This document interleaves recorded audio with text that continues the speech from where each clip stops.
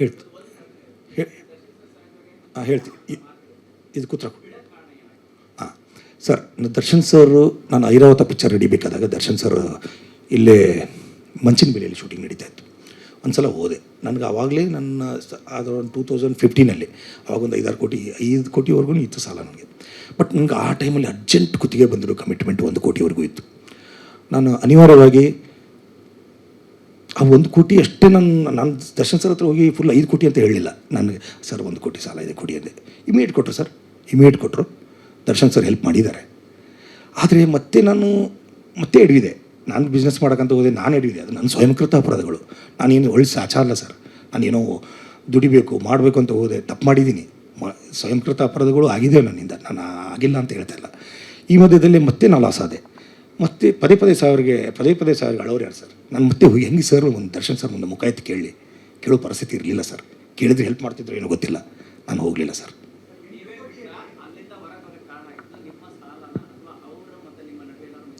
ಇವತ್ತು ಯಾವ ದೇವ್ರ ಮುಟ್ಟಿ ಹೇಳಿ ಅಂದರೂ ಹೇಳ್ತೀನಿ ಸರ್, ನನ್ನ ದರ್ಶನ್ ಸರ್ಗೆ ನಾನು ಹೊರಗೆ ಹೋಗೋ ವಿಷಯನೇ ಗೊತ್ತಿಲ್ಲ, ಹೊರಗಡೆ ಹೋಗೋ ವಿಷಯನೇ ಗೊತ್ತಿಲ್ಲ ಸರ್. ನಾನೇ ಹೋಗಿದ್ದು ಅಷ್ಟೇ. ಸಾಯ್ಬೇಕಂತ ಹೋದವನು ಅಂತ ಹೇಳಿದ್ನಲ್ಲ ಸರ್, ನಾನು ಎಲ್ಲಿದ್ದೀನಿ ಅಂತಲೂ ಗೊತ್ತಿಲ್ಲ ಅವ್ರದ್ದು ಎಲ್ಲ ಇವತ್ತಿನವರೆಗೂ ಸರ್. ನನ್ನ ಬಗ್ಗೆ ಏನೇನೋ ಅಪವಾದಗಳು ಬಂದಿದ್ದಾರೆ. ನಾನು ಯಾವುದಕ್ಕೂ ಏನಿಲ್ಲ. ನಾನು ಏನು ಹೇಳ್ಬೇಕಂತ ಹೇಳಿದೆ, ತೂಗುದೀಪ ಪ್ರೊಡಕ್ಷನ್ ಆಗಲಿ, ತೂಗುದೀಪ ಡಿಸ್ಟ್ರಿಬ್ಯೂಷನ್ ನನ್ನ ಮಾತೃ ಸಂಸ್ಥೆ ಇದ್ದಂಗೆ ಸರ್. ನಾನು ಚೆನ್ನಾಗಿ ನೋಡ್ಕೊಂಡಿದ್ದಾರೆ. ಅಲ್ಲಿಂದ ಅನ್ನ ಹೊಂದಿದ್ದೀನಿ. ಅಲ್ಲಿಂದ ಸ್ವಲ್ಪ ನಾನು 4 ಜನರ ಪರಿಚಯನೂ ಆಗಿದ್ದೀನಿ, ಹೆಸರು ತೊಗೊಂಡಿದ್ದೀನಿ. ಅದಕ್ಕೆ ನಾನು ಎಂದೂ ಅನ್ಯಾಯ ಮಾಡಿಲ್ಲ ಸರ್. ಯಾವುದೋ ಒಂದು ಡಿಸ್ಟ್ರಿಬ್ಯೂಷನಲ್ಲಿ ನನಗೆ ಹಿಂಗಾಗಿದೆ ಅಂತ ನನ್ನ ಮೇಲೆ ಅಪವಾದ ಬಂತು, ನಾನು ಮಾಡಿರಲಿಲ್ಲ ಸರ್. ಅದು ಯಾವುದೋ ಒಂದು ಬೇರೆ ಟೆಕ್ನಿಕಲ್ ಮಿಸ್ಟೇಕ್ ಆಗಿದ್ದು, ಅದು ನನ್ನ ಮೇಲೆ ಅಪವಾದ ಬಂತು. ನಾನು ₹1 ಯಾರ್ದು ತೊಗೊಂಡೋಗಿಲ್ಲ sir, including Darshan sir. Darshan ಸರೇ ನನ್ನ ಕಷ್ಟ ಅಂತಂದ ಕೊಟ್ಟರೆ ದುಡ್ಡು ಬಿಟ್ಟರೆ ಬೇರೆ ಯಾವ ದುಡ್ಡು ತೊಗೊಂಡೋಗಿಲ್ಲ ಸರ್. ನನಗೆ ಯಾರು ಹೇಳಿ ಇಲ್ಲ ಪ್ರೇಮ ಬರ ಒಂದೇ ಘಟನೆ ಅಲ್ಲ ಸರ್. ನನ್ನ ಪ್ರೇಮ ಬರೋದು ಒಂದು ಸಣ್ಣ ಡಿಸ್ಟ್ರಿಬ್ಯೂಷನ್ ಅಷ್ಟೇ. ಆ ಪಿಕ್ಚರ್ ಮಾಡ್ತಾಯಿದ್ವಿ, ಪಿಕ್ಚರ್ ಚೆನ್ನಾಗಿ ಹೋಯಿತು. ಪ್ರೇಮ ಬರ ಅರ್ಜುನ್ ಸರ್ಜಾ ಸರ್ ಭಾರಿ ಒಳ್ಳೆಯವರು. ಬಟ್ ಏನಂತಂದರೆ ನನಗೆ ಅದಕ್ಕಿಂತ ಹೆಚ್ಚಿಗೆ ನನಗೆ ಔಟ್ಸೈಡ್ ಫೈನಾನ್ಷಿಯಲ್ಸ್ ಕಮಿಟ್ಮೆಂಟ್ಸ್ ಭಾಳ ಆಗಿದ್ದು. ಸ್ವಲ್ಪ ಆ ಪ್ರೆಷರ್ ಭಾಳ ಇತ್ತು. ಆ ಪ್ರೆಷರ್ ಆ ಮೂಮೆಂಟಲ್ಲಿ ಹೆಚ್ಚಿಗೆ ಬಂತು. ನಂದು ಅದೇ ಡಿಸ್ಟ್ರಿಬ್ಯೂಷನ್ ಟೈಮ್ಲಿ ಅಷ್ಟೊತ್ತಿಗೆ ನಾನು ಕುತ್ತಿಗೆ ಬಂದುಬಿಟ್ಟಿದ್ದೆ. ನಾನು ಸಾಲ ಮಾಡಿ ನಾನು ಬೇರೆ ಕಡೆ ದುಡ್ಡು ಹುಟ್ಟಿದ್ರೆ ನಾನು ಇನ್ನೂ ಇರ್ತಿದ್ನೋ ಏನೋ ಗೊತ್ತಿಲ್ಲ ಸರ್. ನನಗೆ ದುಡ್ಡು ಹುಟ್ಟಲಿಲ್ಲ ಸರ್. ನಂಗೆ ದುಡ್ಡು ನನ್ನ ರೇಂಜಿಗೆ ನಾನು ಎಲ್ಲಿ ಒಂದು ಪೇಪರ್ ಕೊಟ್ಟವನಲ್ಲ, ಒಂದು ಡಾಕ್ಯುಮೆಂಟ್ ಇಲ್ಲ, ಒಂದು ಆಸ್ತಿ ಮಾಡೋದವನಲ್ಲ, ₹1 ಮನೆ ಮಾಡಿದವನಲ್ಲ ಸರ್. ಇನ್ನೊಂದು ಸ್ವಲ್ಪ ಯಾರು ಕೊಟ್ಟಿದ್ರು ಇರ್ತಿದ್ನೋ ಏನೋ ಗೊತ್ತಿಲ್ಲ, ಇನ್ನೊಂದು ವರ್ಷ ಆದಮೇಲೆ ಹುಕ್ಕಿದ್ನೋ ಏನೋ ಗೊತ್ತಿಲ್ಲ. ಆದರೆ ಅವತ್ತಿನ ಪರಿಸ್ಥಿತಿಯಲ್ಲಿ ನನಗೆ ಕುತ್ತಿಗೆ ಬಂದುಬಿಟ್ಟಿತ್ತು. ನಾನು ಆ ಡಿಸಿಷನ್ ತೊಗೊಳ್ಳೇಬೇಕಾಗಿತ್ತು, ತೊಗೊಂಡೆ ಅಷ್ಟೇ.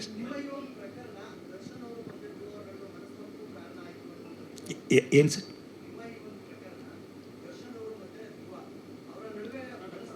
ಸರ್ ದೇವರಾಣೆ ಇದು ನನಗೆ ಗೊತ್ತಿಲ್ಲ ಸರ್. ಇದು ಏನು ನಾನು ಹೋದ್ಮೇಲೆ ನಡೆದ ವಿಷಯ ಸರ್. ಇದು ನನಗೇನು ಗೊತ್ತಿಲ್ಲ ಸರ್. ದೇವರಾಣೆ ನಾನು ಹೋದ್ಮೇಲೆ ಆಗಿದೆ ಸರ್. ಏನೇನಾಗಿದೆ ಅಂತ ಗೊತ್ತಿಲ್ಲ ಸರ್.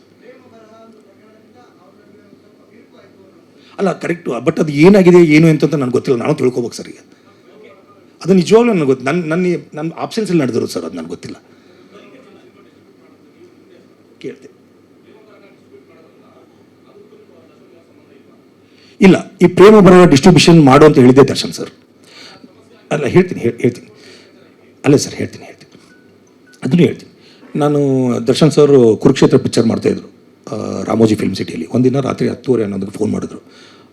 ಅಲ್ಲಿಂದ ಫೋನ್ ಮಾಡಿದ್ರು. ಮಲ್ಲು ಸೀನಿಯರನ್ನು ಅವರು ಸೀನಿಯರ್ ಅಂತಾರೆ ಅರ್ಜುನ್ ಸರ್ಜಾ ಅವ್ರಿಗೆ. ಸೀನಿಯರನ್ನು ಕಳಿಸ್ತೀನಿ, ಭೇಟಿಯಾಗು, ಅವ್ರದ್ದು ಪ್ರೇಮ ಬರ ಪಿಕ್ಚರ್ ಡಿಸ್ಟ್ರಿಬ್ಯೂಷನ್ ನೀನೇ ಮಾಡಬೇಕು ಅಂತಂದರು. ದರ್ಶನ್ ಸರ್ ಹೇಳಿದ್ಮೇಲೆ ನಾನು ಇಲ್ಲನಾಗಾದ, ಅವ್ರದ್ದೇ ಬ್ಯಾನರ್, ಅವ್ರದ್ದೇ ಪ್ರೊಡಕ್ಷನ್. ನಾನು ಹ್ಞೂ ಅಂತಂದೆ ಸರ್. ನಾನು ಅದೇ ಟೈಮಲ್ಲಿ ಲೈಫ್ ಜೊತೆ ಒಂದು ಸೆಲ್ಫಿ ಅಂತ ಪಿಕ್ಚರ್ ಮಾಡ್ತಿದ್ದೆ, ದಿನಕರ್ ಡೈರೆಕ್ಷನ್. ನಾನು ಕೋ ಡೈರೆಕ್ಟರ್, ಸಮೃದ್ಧಿ ಮಂಜುನಾಥ್ ಪ್ರೊಡ್ಯೂಸರ್. ಅದಕ್ಕೆ ನಾನು ಆಳ್ವ ಮನೆಯಲ್ಲಿ ಅಲ್ಲಿ ಮಾನ್ಯತಾ ಹತ್ರ ಶೂಟಿಂಗ್ ನಡೀತಾ ಇತ್ತು. ಅಲ್ಲೇ ಅರ್ಜುನ್ ಸರ್ಜಾ ಅವರು ಏರ್ಪೋರ್ಟ್ಲಿಂದ ಅಲ್ಲೇ ಬಂದರು. ನಾನು ಭೇಟಿಯಾಗಿ ಅಲ್ಲೇ ಒಂದು ಕಡೆ ಶೂಟಿಂಗ್ ಸ್ಪಾಟಲ್ಲಿ ಸ್ವಲ್ಪ ಲೀಸರ್ ಟೈಮಲ್ಲಿ ಮಾತಾಡಿದ್ವಿ. ಇಲ್ಲ ಮಲ್ಲು ಇದು ಮಾಡು, ಹಿಂಗೆ ಮಾಡೋಣ ಅಂತ ಪ್ಲ್ಯಾನ್ ಮಾಡಿದ್ವಿ. ಅಲ್ಲೇ ಮಾಡಿದ್ವಿ ಆಳ್ವ ಮನೆಯಲ್ಲಿ. ಅಲ್ಲಿಂದ ಅವರು ನನ್ನ ಮೇಲೆ ನಂಬಿಕೆ ಇಟ್ಟು ಹೋದರು. ನಾನು ಮಾಡಿದ್ವಿ ಸರ್. ಪಿಕ್ಚರ್ ಭಾಳ ಚೆನ್ನಾಗಿ ಹೋಯಿತು. ಹಾಗಿಲ್ಲ, ಪಿಕ್ಚರ್ ನಾನು ದುಡ್ಡು ಕೊಟ್ಟು ತೊಗೊಂಡಿಲ್ಲ ಸರ್. ಪಿಕ್ಚರ್ ಡಿಸ್ಟ್ರಿಬ್ಯೂಷನ್ ಆ ಥರ ವರ್ಕ್ ಆಗಲ್ಲ. ಒಂದೊಂದು ಡಿಸ್ಟ್ರಿಬ್ಯೂಷನ್ಲಿ ನಾನಾ ರೇಟ್ ಇದ್ದಾವೆ. MG ಅಂತ ಇದೆ, ಮಿನಿಮಮ್ ಗ್ಯಾರಂಟಿ ಅಂತ ಇದೆ, NRI ಅಂತ ಇದೆ, ಅಡ್ವಾನ್ಸ್ ಅಂತ ಇದೆ, ಔಟ್ ರೇಟ್ ಅಂತ ಇದೆ. ಹಾಗೆ ಕಮಿಷನ್ ಬೇಸ್ ಮೇಲೆ ಮಾಡೋ ಡಿಸ್ಟ್ರಿಬ್ಯೂಷನ್ ಬೇರೆ 5-6 ವೆರೈಟಿ ಇದಾವೆ ಸರ್. ನಾನು ತೊಗೊಂಡಿದ್ದು ಕಮಿಷನ್ ಬೇಸ್ ಮೇಲೆ. ನಾನು ₹1 ಅವ್ರ ಕಡೆ ಇಸ್ಕೊಂಡಿರಲಿಲ್ಲ. ನಾನು 2 ಕೋಟಿ ಆಗೇ ಇಲ್ಲ ಸರ್ ಕಲೆಕ್ಷನ್. ಇಲ್ಲಿ 2 ಕೋಟಿ ನೀವು ಚೆಕ್ ಮಾಡಿ ಸರ್, 2 ಕೋಟಿ ಅಲ್ಲ 1 ಕೋಟಿ. ಹಾಂ ಹೇಳ್ತೀನಿ ಸರ್. ಈಗ ಹಾಂ ಇಲ್ಲ ನಾನು ಹೇಳ್ತೀನಿ. ದರ್ಶನ್ ಸರ್ ಹೇಳಿದರು, ಪ್ರೇಮೊಬ್ಬರ ಡಿಸ್ಟ್ರಿಬ್ಯೂಷನು ಆಯಿತು, ಚೆನ್ನಾಗೂ ಮಾಡಿದೆ, ಎಲ್ಲನೂ ನಡೀತಾಯಿತ್ತು. ನಂದು ಬೇರೆ ಔಟ್ಸೈಡ್ ಪ್ರೆಷರ್ಗಳು ಭಾಳ ಆಗಿದ್ದರಿಂದ ನಾವು ಹೋದೆ. ಪ್ರೇಮೊಬ್ಬರಗೋಸ್ಕರ ಅಲ್ಲ ಸರ್, ಈಗೂ ಹೇಳ್ತೀನಿ. ಪ್ರೇಮೊಬ್ಬರ ಡಿಸ್ಟ್ರಿಬ್ಯೂಷನ್ ಮಾಡಿದೆ, ಇದು ಕೋರ್ಟಲ್ಲಿದೆ, ಹೆಚ್ಚಿಗೆ ಮಾತಾಡಬಾರ್ದು. ಆದರೂ ದೇವ್ರ ಮೇಲೆ ಭಾರ ಹಾಕಿ ಹೇಳ್ತೀನಿ ಅಷ್ಟೇ, ಏನು ನಡೀತು ಅಂತ ಹೇಳ್ತೀನಿ. ಪ್ರೇಮೊಬ್ಬರ ಪಿಕ್ಚರ್ ಡಿಸ್ಟ್ರಿಬ್ಯೂಷನ್ ಮಾಡಿದೆ, ಅದರ ಪೋಸ್ಟರ್ದ ಎ ಟು ಜೆಡ್ ಅದರದ್ದು ಎಕ್ಸ್ಪೆನ್ಸ್ ನಾನೇ ನೋಡ್ಕೊಂಡೆ ಸರ್. ₹1 ಅರ್ಜುನ್ ಸರ್ ಕಡೆಯಿಂದ ಇಸ್ಕೊಂಡಿಲ್ಲ, ₹1 ಇಸ್ಕೊಂಡಿಲ್ಲ ಸರ್. ಹೋಲ್ ಪ್ರಿಂಟು, ಪಬ್ಲಿಸಿಟಿ, ಅದು ಇದು ಯೋಫೋ ಕ್ಯೂಬ್ ಎಲ್ಲ ನಾನೇ ₹1 ತಗೊಂಡಿಲ್ಲ. ಟೋಟಲ್ 1 ಕೋಟಿ ಚಿಲ್ಲರ ಕಲೆಕ್ಷನ್ ಆಯ್ತು ಸರ್. ಅದು ಓಪನ್ ಆಗಿ ಹೇಳ್ಬಿಡ್ತೀನಿ ಸರ್, ಇದು ಕೋರ್ಟಲ್ಲಿದೆ, ಆದರೂ ಹೇಳಬಾರ್ದು, ದೇವ್ರ ಮೇಲೆ ಭಾರ ಹಾಕಿ ಹೇಳ್ತೀನಿ. 1,15,20 ಲಕ್ಷ ಕಲೆಕ್ಷನ್ ಆಯ್ತು ಸರ್. ನನಗೆ ಅದೇ ಮರ್ತಿದ್ದೀನಿ, ಫಿಗರ್ ಮರ್ತಿದ್ದೀನಿ, ಅಷ್ಟೇ ನಿಯರ್ ಬೈ. ಅದನ್ನು ನಂದು ಎಕ್ಸ್ಪೆನ್ಸ್ ಅದೆಲ್ಲ ತೆಗೆದುಬಿಟ್ಟು, ನಾನೇ ಎಕ್ಸ್ಪೆನ್ಸ್ ಮಾಡಿದ್ದಲ್ಲ, ಎಕ್ಸ್ಪೆನ್ಸ್ ನಾನೇ ಕೊಡಬೇಕು. ಎಕ್ಸ್ಪೆನ್ಸ್ ಅದೆಲ್ಲ ತೆಗೆದುಬಿಟ್ಟು ಅವ್ರಿಗೆ ಕೊಡಬೇಕಾಯ್ತು 47-48 ಲಕ್ಷ ಸರ್. 50 ಲಕ್ಷ ಹೆಚ್ಚು ಕಡಿಮೆ ನಿಯರ್ ಬೈ 50 ಲ್ಯಾಕ್ಸ್.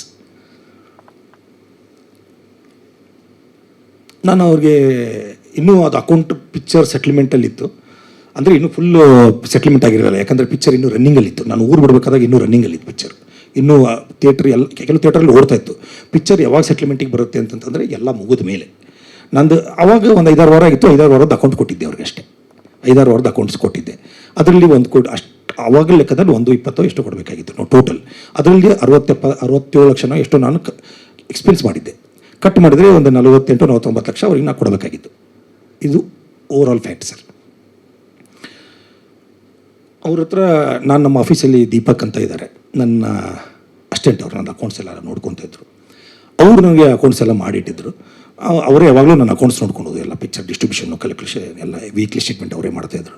ನಾನು ಅದನ್ನು ಒಯ್ದುಬಿಟ್ಟು ಅವ್ರಿಗೆ ಅವತ್ತು ದೀಪಕ್ ಏನಂದ್ರು ಮಾಡಿಬಿಟ್ಟು ನನಗೆ ಕೊಟ್ಟರು. ಅದನ್ನು ಅಕೌಂಟಿಂಗ್ ಎಲ್ಲ ಮಾಡಿದ್ದೀನಿ ಸರ್, ಪ್ರೇಮೊಬ್ಬರದ್ದು ಅಕೌಂಟ್ಸ್ ಮಾಡಿದ್ದೀನಿ, ಇಲ್ಲಿವರೆಗೂ ಏನೇನಾಗಿದೆ ಇದನ್ನು ನೋಡ್ಕೊಳ್ಳಿ ಸರ್ ಅಂತ ಕ್ರಾಸ್ ಚೆಕ್ ಮಾಡಿ ಅಂತಂದರು. ನಾನು ಆ ಟೈಮಲ್ಲಿ ಯಾವುದೋ ಫೈನಾನ್ಷಿಯಲ್ ಟ್ರಬಲ್ ಇಲ್ಲಿದ್ದೆ, ನಾನು ಕ್ರಾಸ್ ಚೆಕ್ ಮಾಡೋಕ್ಕೆ ಆಗಲಿಲ್ಲ. It's my mistake. ಅದರಲ್ಲಿ ನಾನು ಕ್ರಾಸ್ ಚೆಕ್ ಮಾಡೋಕ್ಕಾಗಿಲ್ಲ. ಅವ್ನು ಮಾಡೋ ಅಂದರೆ ದೀಪಕ್ ಚೆನ್ನಾಗಿ ಮಾಡಿ ಎಲ್ಲ ಪಿಕ್ಚರು ಅವನು 10 ವರ್ಷದಿಂದ ನನ್ನ ಜೊತೆ ಇದ್ದಲ್ಲ, ಚೆನ್ನಾಗಿ ಮಾಡಿರ್ತಾನೆ ಅವ್ನ ನಂಬಿಕೆ ಮೇಲೆ. ಅದನ್ನೇ ಸ್ಟೇಟ್ಮೆಂಟ್ ಒಯ್ದುಬಿಟ್ಟು ಅರ್ಜುನ್ ಸರ್ಜಾ ಅವ್ರ ಮನೆಗೆ ಒಯ್ದುಕೊಟ್ಟೆ. ಇಲ್ಲೇ ಕೋರಮಂಗಲದಲ್ಲಿ ಊರಾಕಲ್ ಬಾಜುಕ್ ಅವ್ರ ಮನೆ ಇದೆ, ಅಲ್ಲಿ ಒಯ್ದುಕೊಟ್ಟೆ. ಕೊಟ್ಟ ತಕ್ಷಣ ಅವರು 2 ದಿನ ಬಿಟ್ಟು ಮಾತಾಡೋಣ ಮಲ್ಲು ಅಂತಂದರು. ಅವ್ರು ಎಲ್ಲೋ ಅರ್ಜೆಂಟಲ್ಲಿದ್ದರು. 2 ದಿನ ಆದಮೇಲೆ ಬಂದೆ. 2 ದಿನ ಆದಮೇಲೆ ಫೋನ್ ಮಾಡಿದ್ರು, 2-3 ದಿನ ಆದಮೇಲೆ. ಮಲ್ಲು ಒಂದು ಸಲ ಬನ್ನಿ ಕಾಣಬೇಕು ನಿಮ್ಮನ್ನ ಅಂತಂದರು. ಹೋದೆ ಅವ್ರ ಮನೆಗೆ, ಅದೇ ಜಾಗಕ್ಕೆ ಹೋದೆ. ಧ್ರುವ ಸರ್ಜಾ ಅವರು ಕೂತಿದ್ರು, ಅರ್ಜುನ್ ಸರ್ಜಾ ಸರ್ ಇದ್ದರು, ಎಲ್ಲರೂ ಕೂತಿದ್ರು. ಅವರು ಒಂದಿಷ್ಟು ಪೆನ್ಸಿಲ್ ತೊಗೊಂಡು ಒಂದಿಷ್ಟು ಮಾರ್ಕ್ ಮಾಡಿದ್ರು. ಅದರಲ್ಲಿ ಒಂದು 3-4 ಮಿಸ್ಟೇಕ್ ಆಗಿದ್ದು. ನೀವು ನಂಬಿ ಬಿಟ್ಟು ಬಿಡಿ ಸರ್, ಇಷ್ಟೇ ನಡೆದದ್ದು. 3-4 ಮಿಸ್ಟೇಕ್ ಆಗಿದ್ದು. ಯಾವುದೋ ಒಂದು ಥಿಯೇಟ್ರ್ 55,000 ಇದ್ದದ್ದು 60,000 ಆಗಿತ್ತು. ಯಾವುದೋ ಒಂದು ಥಿಯೇಟ್ರ್ ಬಾಡಿಗೆ 65,000 ಇದ್ದದ್ದು 55,000 ಆಗಿತ್ತು. ಹಿಂಗೇನೋ ಒಂದು ಪ್ಲಸ್ ಆಗಿತ್ತು, ಒಂದು ಮೈನಸ್ ಆಗಿತ್ತು. ಅವರು ನನಗೆ ಅವ್ರು ಪೆನ್ಸಿಲ್ಲೇ ಅವನು ಯಾರೋ ಬೇರೆ ಒಬ್ಬರ ಜೊತೆ ಇಟ್ಕೊಂಡ್ಬಿಟ್ಟು ಅವರೆಲ್ಲ ಕ್ರಾಸ್ ಚೆಕ್ ಮಾಡಿದಾಗ ಅವ್ರಿಗೇನೋ ಡೌಟ್ ಬಂದಿದೆ. ಅದರಲ್ಲಿ ಟೋಟಲ್ ಎಲ್ಲ ಸೇರಿ 60,000ರಿಂದ 1 ಲಕ್ಷ ಡಿಫ್ರೆನ್ಸ್ ಬಂದಿದೆ. ಡಿಫ್ರೆನ್ಸ್ ಬಂದಿದ್ದು ನಿಜ ಒಪ್ಕೊತೀನಿ ನಾನು. ಆದರೆ ಅದು ನನ್ನ ನಜರಿಗೆ ಬೀಳಲಾರ್ದಂಗೆ ಆಗಿರೋ ಮಿಸ್ಟೇಕು. ನಮ್ಮ ದೀಪಕ್ ಮೇಲೆ ನಾನು ನಂಬಿದೆ. ದೀಪಕ್ ಕ್ರಾಸ್ ಚೆಕ್ ಮಾಡು ಅಂತ ನನಗೆ ಹೇಳಿದ, ನಾನು ಕ್ರಾಸ್ ಚೆಕ್ ಮಾಡಲಿಲ್ಲ. ಅದನ್ನೇ ಒಯ್ದು ಆ್ಯಸ್ ಇಟ್ ಈಸ್ ಕೊಟ್ಟೆ. ಅಲ್ಲಿ ಆಗಿರೋ ಮಿಸ್ಟೇಕಲ್ಲಿ 60-70 ಸಾವಿರ ಮ್ಯಾಕ್ಸಿಮಮ್ಮು ವಿದಿನ್ 1 ಲ್ಯಾಕ್ ಆಗಿರ್ಬೋದು ಸರ್, ಅಷ್ಟೇ ಮಿಸ್ಟೇಕ್. ಅಲ್ಲಿ ಪ್ಲಸ್ಸು ಆಗಿದೆ, ಮೈನಸ್ಸು ಆಗಿದೆ. ಹಂಗೆ ನೋಡೋಕ್ಕಾದ್ರೆ 60-70 ಸಾವಿರ ಅಷ್ಟೇ ಸರ್ ಆಗಿದ್ದು. ಅವರು ಏನಂದರು, ಇಲ್ಲ ಇದನ್ನು ದರ್ಶನ್ ಸರ್ಗೆ ಹೇಳ್ತೀನಿ, ನನಗೆ ಭಾಳ ಇದರಲ್ಲಿ ಏನೋ ಬೇರೆ ಕಾಣ್ತಾ ಇದೆ ನನಗೆ ಅಂದರು. ಇಲ್ಲ ಸರ್, ಏನೂ ಇಲ್ಲ ಅಂತದ್ದು. ನಾನು ಎಷ್ಟು ಇವತ್ತಲ್ಲ ಸರ್ 25 ಪಿಕ್ಚರ್ ಡಿಸ್ಟ್ರಿಬ್ಯೂಷನ್ ಮಾಡಿದ್ದೀನಿ. ಇನ್ನೂ ನಾನು ಕೈಲಿ ಕಳ್ಕೊಂಡಿದ್ದೀನಿ. ಎಷ್ಟೋ ಜನರ ಚೆಕ್ ನನ್ನ ಹತ್ರ ಇದ್ದಾವೆ. ನಾನು ಈ ಥರ ಮಾಡೋದನ್ನಲ್ಲ ಸರ್, ನಂಬಿ ಅಂದೆ. ಅವರು ಇಲ್ಲ ಇದರಲ್ಲಿ ಏನೋ ಆಗಿದೆ ಅಂತ ಅವ್ರು ಏನು ಅನ್ನಲಿಲ್ಲ, ನನಗೇನು ಪಾಪ ಅನ್ನಲಿಲ್ಲ. ಹೇಳ್ತೀನಿ ಅಂದರು, ಆಯಿತು ಸರ್ ನನಗೆ 1 ವಾರ ಟೈಮ್ ಕೊಡಿ, ಇದನ್ನು ರೆಕ್ಟಿಫೈ ಮಾಡಿ ಕೊಡ್ತೀನಿ ಅಂತ. ಅದನ್ನೆಲ್ಲ ರೆಕ್ಟಿಫೈ ಮಾಡಿಬಿಟ್ಟು ಆ್ಯಕ್ಚುಲಿ ಕೊಡಬೇಕಾಗಿದ್ದು ಅದಾದಮೇಲೆ 1 ಲಕ್ಷ 2 ಲಕ್ಷ ಅಷ್ಟೇ ಕರೆಕ್ಷನ್ ಕೊಡಬೇಕಾಗಿತ್ತು. ನಾನು ಅವರು ಒತ್ತಾಯಕ್ಕೆ ನಾನು ಒಂದು 4-5 ಲಕ್ಷ ಅದನ್ನು ನನ್ನ ಕೈಯಿಂದನೇ ಹೋದ್ರೆ ಚಿಂತೆ ಇಲ್ಲ ಅಂತ ನಾನು ಏನೋ ಒಂದು ರೌಂಡ್ ಫಿಗರ್ ಮಾಡಿ ಅವ್ರಿಗೆ ಕೊಟ್ಟೆ. ಅದನ್ನು ಕೊಟ್ಟ ಮೇಲೆ ಅವರು ದುಡ್ಡು ಕೊಡು ಅಂದರೆ ಇಮಿಡಿಯೇಟ್ ನನ್ನ ಹತ್ರ ದುಡ್ಡು ಇರಲಿಲ್ಲ. ಆ ದುಡ್ಡು ಎನ್ ಕುಮಾರ್ ಅವ್ರ ಹತ್ರ ಇತ್ತು. ಎನ್ ಕುಮಾರ್ ಅವರು ನಂಬರ್ ಆಫ್ ಥಿಯೇಟರ್ ಸೆಟಪ್ ಮಾಡ್ತಿದ್ರು. 45 ಲಕ್ಷ ಅವ್ರ ಹತ್ರನೇ ಇದೆ. ಟಿಲ್ ಡೇಟ್ ಈ ಮುಂದೆ ನಿಮ್ಮ ಮುಂದೆ ಕೂತಿದ್ದೀನಿ, ಇವತ್ತು 45 ಲಕ್ಷ ಅಲ್ಲೇ ಇದೆ. 45 ಲಕ್ಷ ಎನ್ ಕುಮಾರ್ ಅವ್ರ ಹತ್ರನೇ ಇದೆ. ಇನ್ನೊಂದಿಷ್ಟು ಥಿಯೇಟ್ರು ಸಣ್ಣ ಪುಟ್ಟ 1 ಲಕ್ಷ 2 ಲಕ್ಷ ಅವೆಲ್ಲ ಬರಬೇಕು ಎಲ್ಲ ಸರ್. ನಾನು ಅರ್ಜುನ್ ಸರ್ಗೆ ಕೊಡಬೇಕಾಗಿದ್ದು 50 ಲಕ್ಷ ಇನ್ನೂ ಮಾರ್ಕೆಟಲ್ಲೇ ಇದೆ ಸರ್. ನಾನು ಇನ್ನೂ ದುಡ್ಡೇ ಮುಟ್ಟಿಲ್ಲ ಅವ್ರದ್ದು. ಆದರೆ ಎನ್ ಕುಮಾರ್ ನನಗೆ ಚಕ್ರವರ್ತಿ ಪಿಕ್ಚರ್ ಮಾಡಬೇಕಾದಾಗ 70 ಲಕ್ಷ ಸಾಲ ಕೊಟ್ಟಿದ್ರು. ನಾನು ಇಲ್ಲ ಅಂದಮೇಲೆ ಅವರು ಅದನ್ನು ವಜಾ ಹಾಕ್ಕೊಂಡಿರ್ತಾರೆ ಅಷ್ಟೇ. ಬಟ್ ಪ್ರೇಮಭಾರ ಪಿಕ್ಚರ್ನ ಇಸ್ಕೊಂಡಿಲ್ಲ ಅವ್ರ ಕಡೆ. ಇಲ್ಲ ಅಂದರೆ ನಾನು ಈಗ ಊರು ಬಿಟ್ಟು ಹೋದ್ಮೇಲೆ ಆಟೋಮೆಟಿಕ್ಲಿ ಅವ್ರು ವಜಾ ಹಾಕ್ಕೊಂಡಿರ್ತಾರೆ. ನಾನು ಏನು ಕೇಳೋಕ್ಕಾಗಿಲ್ಲ, ಹೋಗಿ ಅವ್ರನ್ನ ಕೇಳಬೇಕು, ಕೊಡಲ್ಲ. ನಾನೇ ಇನ್ನೂ 25 ಲಕ್ಷ ಅವ್ರಿಗೆ ಕೊಡಬೇಕಾಗಿದೆ. ಇಲ್ಲಪ್ಪ ನಮಗೂ ಲಾಸ್ ಆಗಿದೆ ಕೊಡಪ್ಪ ಅಂತ ನಾನು ಏನು ಮಾಡೋದು, ನನ್ನ ತಪ್ಪು ಈ ಥರ ಆಗಿದೆ ಸರ್. ಮತ್ತು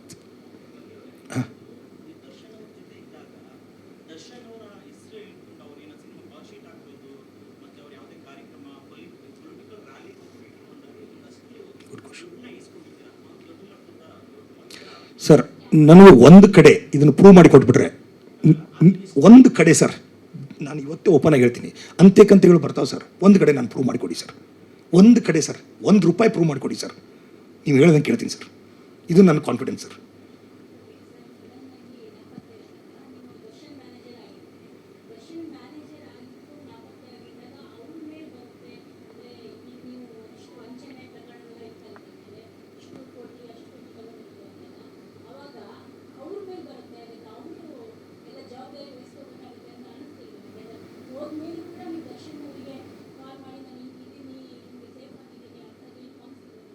ಹೇಳ್ತಿ ಗುಡ್ ಭಾರತೀಯರು ಕರೆಕ್ಟ್. ಇದು ನೀವು ಏನಂದರೆ ನನಗೆ ಊರು ಬಿಡೋಕ್ಕಿಂತ ಮುಂಚೆ ನನಗನ್ನಿಸ್ತು, ನಾನು ಆಲ್ರೆಡಿ 8-9 ಕೋಟಿ ಸಾಲ ಮಾಡಿದ್ದೆ. ದರ್ಶನ್ ಸರ್ ಕಷ್ಟ ಅಂದಾಗ ಒಂದು ಸಲ ನನಗೆ ಐರಾವತ ಪಿಕ್ಚರಲ್ಲಿ ಹೆಲ್ಪ್ ಮಾಡಿಬಿಟ್ಟಿದ್ದಾರೆ. ಮತ್ತೆ ನಾನು ಅವ್ರ ಹತ್ರ ಹೋಗಿ ಸಾಲ ಕೇಳೋ ಪರಿಸ್ಥಿತಿಯಲ್ಲಿರಲಿಲ್ಲ. ಒಂದನೇದು. ಎರಡನೇದು, ನಾನು ಈಗ ಕುತ್ತಿಗೆ ಬಂದುಬಿಟ್ಟಿದ್ದೆ. ನಾನು ಮುಳುಗ್ತಾ ಇದ್ದೀನಿ, ಸಾಯಬೇಕು ಅಂತ ಹೊಟ್ಟಿದ್ದೀನಿ. ಏನರು ಹೆಚ್ಚು ಕಡಿಮೆಯಾಗಿ ನಾನು ಮಾಡಿರೋ ಸಾಲಗಳು ಎಲ್ಲ ಹೆಚ್ಚು ಕಡಿಮೆ ಇಂಡಸ್ಟ್ರಿ ಚಿಕ್ಕದು. ಎಲ್ಲರನ್ನ ಎಲ್ಲೆಲ್ಲಿ ತೊಗೊಂಡಿದ್ದೀನಿ ಇಂಡಸ್ಟ್ರಿ ಅವರು ಇರ್ತಾರೆ, ಎಲ್ಲ ದರ್ಶನ್ ಸರ್ ಗೊತ್ತಿದ್ದೇ ಇರುತ್ತೆ. ಅವ್ರಿಗೆ ಗೊತ್ತಿತ್ತು ನಾನು ಸಾಲ ಕೆಲವು ಕಡೆ ಅಲ್ಲಿ ಪಿಕ್ಚರ್ ಸಾಲ ಮಾಡಿದ್ದೀನಿ ಅಂತ ಗೊತ್ತಿತ್ತು, ಎಷ್ಟು ಮಾಡಿದ್ದೀನಿ ಅಂತ ಗೊತ್ತಿರಲಿಲ್ಲ. ನನಗೆ ಎಲ್ಲ ಅವ್ರ ಮುಂದೆ ಮುಖ ತೋರ್ಸೋಕ್ಕಾಗಲ್ಲ. ಅವ್ರ ಮೇಲೆ ಭಾಳ ಅಪಾರವಾದ ಗೌರವ ನನಗೆ. ಆ ಅಪಾರವಾದ ಗೌರವನೇ ನಾನು ಊರು ಬಿಡೋಂಗೆ ಮಾಡ್ತು, ಬೇರೆ ಏನಿಲ್ಲ. ನನಗೆ ಆಮೇಲೆ ಗೊತ್ತಾಯ್ತು, ಇದು ದರ್ಶನ್ ಸರ್ ನಾನು ಫೇಸ್ ಮಾಡೋಕ್ಕಾಗಲ್ಲ, ಈಗ ಭಾಳ ಪ್ರಾಬ್ಲಮ್ ಸಿಕ್ಕಾಕೊಂಡ್ಬಿಟ್ಟಿದ್ದೀನಿ, ಅವ್ರನ್ನ ಫೇಸ್ ಮಾಡೋಕ್ಕಾಗಲ್ಲ. ಅವಾಗಲೇ ನಾನು ಇದನ್ನೆಲ್ಲ ಸಾಯಬೇಕು ಅಂತ ನಾನು ಹೆಂಡತಿ ಇದ್ಮೇಲೆ ನಾನು ಒಪ್ಕೊಂಡಿಲ್ಲ ಸಾಯಕ್ಕೆ. ಬಟ್ ಅನಿಸಿದ್ದು ಅವ್ನು ಫೇಸ್ ಮಾಡೋಕ್ಕಾಗಲಾರ್ದೆ ನಾನು ಊರು ಬಿಡುವಂಥ ಪ್ರಸಂಗ ಬಂತು. ನಾನು ಅಷ್ಟು ಬಡ್ಡಿ ಕಟ್ಟಿದ್ದೀನಿ ಸರ್. ನಾನು ಬೆಂಗಳೂರು ಬಿಡೋ ಜುಲೈ 1, 2018 ಇದ್ದರೆ ಅದರ ಹಿಂದಿನ ತಿಂಗಳು ನಾನು ಹೆಚ್ಚು ಕಡಿಮೆ 15 ಲಕ್ಷ ತಿಂಗಳಿಗೆ ಬಡ್ಡಿ ಕಟ್ಟಿದ್ದೀನಿ ಸರ್. ಪಿಕ್ಚರಲ್ಲೇ ಸರ್. ನಾನು ಒಂದೇ ಬಿಸ್ನೆಸ್ ಮಾಡಿಲ್ಲ, 7-8 ಬಿಸ್ನೆಸ್ ಮಾಡಿದ್ದೀನಿ. ಎಷ್ಟೋ ಪಿಕ್ಚರ್ಗಳನ್ನ ಡಿಸ್ಟ್ರಿಬ್ಯೂಷನ್ ಮಾಡಿದ್ದೀನಿ, 25 ಪಿಕ್ಚರ್ ಡಿಸ್ಟ್ರಿಬ್ಯೂಷನ್ ಮಾಡಿದ್ದೀನಿ, 3 ಪಿಕ್ಚರ್ ಪ್ರೊಡ್ಯೂಸ್ ಮಾಡಿದ್ದೀನಿ. ಕೋ ಡೈರೆಕ್ಟರ್ ಮಾಡ್ತಿದ್ದೆ, ಅದರಿಂದ ಏನು ಭಾಳ ಸಿಗಲ್ಲ, ಅದನ್ನ ಬರೀ ಬಡ್ಡಿಗೆ ಹೋಗ್ತಿತ್ತು.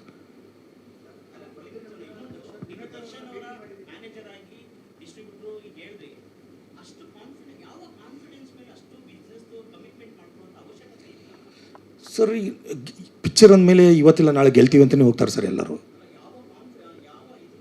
ಸರ್ ನಂಬಿಕೆ ಅಂದರೆ ಏನೋ ಗೊತ್ತಿಲ್ಲ, ಅದು ಬಂಡತನ ಇತ್ತು ನನ್ನ ಹತ್ರ. ನಾನು ಏನು ಮಾಡೋಕ್ಕಾಗಲ್ಲ. ಏನೋ ಒಂದು ಪಿಕ್ಚರ್ ಕೈ ಹಿಡಿಯುತ್ತೆ, ನಾನು ತೀರಿಸ್ತೀನಿ ಅನ್ನೋ ನಂಬಿಕೆ ಇತ್ತು ಸರ್. ಆ ನಂಬಿಕೆ ಮೇಲೆ ನಾನು ಹೊರಟೆ, ನಾನು ಮಾಡ್ತಾ ಹೋದೆ. ನನಗೆ ಗೊತ್ತಿಲ್ಲ, ನಾನು ಹೇಳಿದ್ನಲ್ಲ, ನಾನು ಯಾವಾಗ ಹಿಡಿಯಿದೆ ಅಂತ ಗೊತ್ತಿಲ್ಲ, ಯಾವಾಗ ಪ್ರಪಾತಕ್ಕೆ ಬಿದ್ದೆ ಅಂತ ಗೊತ್ತಿಲ್ಲ. ಇವತ್ತಿಲ್ಲ ನನಗೆ ಈ ಪಿಕ್ಚರ್ ಇಲ್ಲ ಅಂದರೆ ಈ ಪಿಕ್ಚರ್ ಕೈ ಹಿಡಿಬೋದು ಅಂತ ನಾನು ಮುಂದೆ ಹೋಗ್ತಾ ಇದ್ದೆ. ಅದ್ರ ಮಧ್ಯದಲ್ಲಿ ನನಗೆ ದುಡ್ಡು ಹುಡ್ತಾ ಇತ್ತು.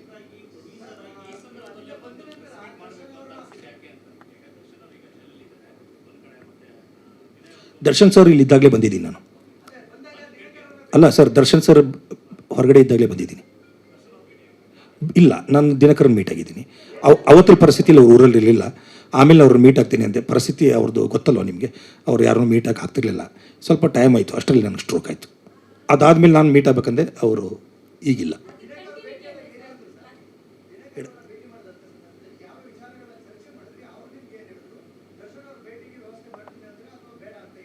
ಈ ಸದ್ಯ ಬೇಡ ಅಂದರು. ನಂದೆಲ್ಲ ಈಗ ನಿಮ್ಗೆ ಏನು ಹೇಳಿದೆ ಅದನ್ನೇ ಹೇಳಿದೆ ಸರ್. ಇಷ್ಟೇ. ಹೌದಾ, ಹಿಂಗೈತೆ, ಆಗಿರಲಿ ಬಿಡಿ, ನಿಮ್ಮ ಏನೋ ಆಗಿದೆ ಆಗಲಿ, ನಿಮ್ಮ ಪಡಿ ನೀವಿರಿ ನೋಡೋಣ ಅಂತಂತಂದ್ರೆ ಅವರು ಭಾಳ ಟೆನ್ಸಲ್ಲಿದ್ದಾರೆ. ಆ ಟೈಮಲ್ಲಿ ಅವ್ರದ್ದು ಭಾಳ ಇದು ನಡೆದಿತ್ತು. ನಾನು ಅವ್ರನ್ನ ಭಾಳ ಕೆದಕಕ್ಕೆ ಹೋಗಲಿಲ್ಲ, ಹೋದೆ, ಕೂತ್ಕೊಂಡೆ. ನಾನು ಯಾವಾಗಲೂ ಫ್ರೆಂಡೇ, ಟೀ ಕುಡಿದೆ, ಮಾತಾಡಿದೆ, ಬಂದೆ. ನಾನು ಅವ್ರಿಗೆ ಹೆಚ್ಚಿಗೆ ನಾನು ಪ್ರೆಷರ್ ಹಾಕೋ ಪರಿಸ್ಥಿತಿಯಲ್ಲೂ ಇರಲಿಲ್ಲ. ನಾನು ಏನು ಹೇಳಬೇಕು ಅದನ್ನು ಅವ್ರಿಗೆ ಕನ್ವೆ ಮಾಡಬೇಕಾಗಿತ್ತು, ಕನ್ವೆ ಮಾಡದೆ ಬಂದೆ ಅಷ್ಟೇ ಸರ್.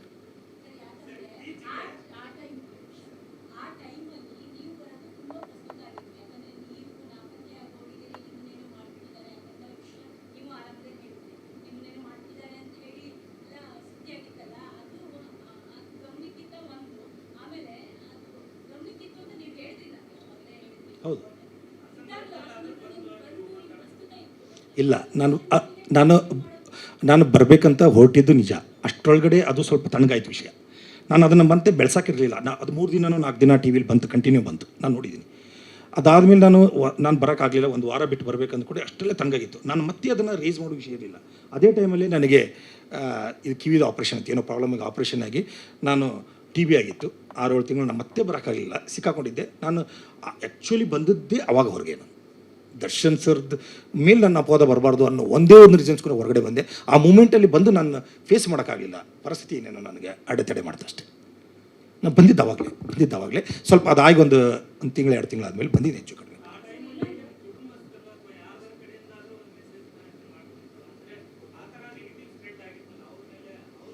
ಕುಟುಂಬದ ಕಡೆ ಹೋಗಿದ್ದಾರೆ ಸರ್, ನಮ್ಮ ಕುಟುಂಬದ ಕಡೆ ಹೋಗಿದ್ದಾರೆ. ಮೀಡಿಯಾದವರು ನೀವೇ ಹೋಗಿದ್ದೀರಾ ಸರ್? ಮೀಡಿಯಾದವರು ಹೋಗಿದ್ದಾರೆ, ನಮ್ಮ ಮನೆಗೆ ಹೋಗಿದ್ದಾರೆ, ನಮ್ಮ ಮಿಸ್ಸಸ್ ಮನೆಗೆ ಹೋಗಿದ್ದಾರೆ, ನಮ್ಮ ಅಣ್ಣನ ಕಡೆನೂ ಹೋಗಿದ್ದಾರೆ. ಕೇಳಿದಾಗ ಅವರು ಹೇಳಿದರು, ಇಲ್ಲ ಅದು ಸುಳ್ಳು, ಅದು ಏನು ಬರ್ತಾಯಿದೆ ಅದು ಸುಳ್ಳು. ಅವ್ರು ಬದುಕಿದ್ದಾರೆ ಅಷ್ಟೇ, ನಮ್ಗೆ ಲೆಟ್ರು ಬರೆದಿದ್ದಾರೆ, ಬದುಕಿದ್ದಾರೆ. ಇಲ್ಲೇ ಕೊಲೆ ಮಾಡಿಕ್ಕಿದ್ರಿಂದ ಅದೆಲ್ಲ ಸುಳ್ಳು ಅಂತಂತ ಅವರು.